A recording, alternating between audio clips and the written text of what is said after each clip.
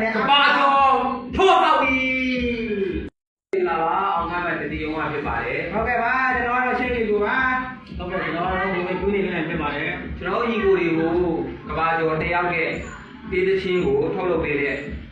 မွေးနေ့လို့လိုက်နော်သူကအရန်ကျေးဇူးဆက်ချင်နေတာပေါ့နော်ဆက်ချင်တာပါအဲဒီကျေးဇူးဆက်ချင်စိတ်ကိုကျွန်တော်တို့ဖြည့်ဆည်းပေးတာတချင်းသတင်းရတော့နော်ဟုတ်ကဲ့ပါဘယ်တော့လုပ်လဲဘယ်တော့ထွက်မယ်ဆိုတော့မတ်တီယုံဆိုပြီးတော့ပြောပြနေကြမလို့မသိဘူးပေါက်နေပါတော့ပေါက်တယ်ကဘာကြောင်ပေါက်နေအဲ့ဒါကြောင့်အခုဒီနေ့မှာတော့ရိုက်ကူးပြီးလုပ်ပြဆိုတာကိုတော့မသိသေးတဲ့သူတွေကကျွန်တော်တို့သိသွားအောင်လို့မတ်တီယုံဆိုပြီးအားနဲ့မှလည်းပြန်ပြောပေးပါဦးနော်ဟုတ်ကဲ့ပါအဲ့တော့ဒီတစ်ချက်လေးမှရင်လည်းကျွန်တော်တို့အားမရအောင်ဒီနေ့မှာကျွန်တော်တို့ရိုက်ပြီးစပါပြီကဘာကြောင်ပေါက်နေဒီတစ်ချက်အမျိုးအဲ့တော့စီရီနေသက်တော့မဟုတ်ဘူးကိုကြီးထုံးရပေါ်ပါနော်မဟုတ်ကျေးဇူးဆက်တဲ့အနေနဲ့ကျွန်တော်တို့ကုညီပါမှုရတော့ထူးကျေးဇူးပါကဘာကြောင်ပေါက်နေဒီတစ်ချက်လေးထွက်နေကဘာကြောင်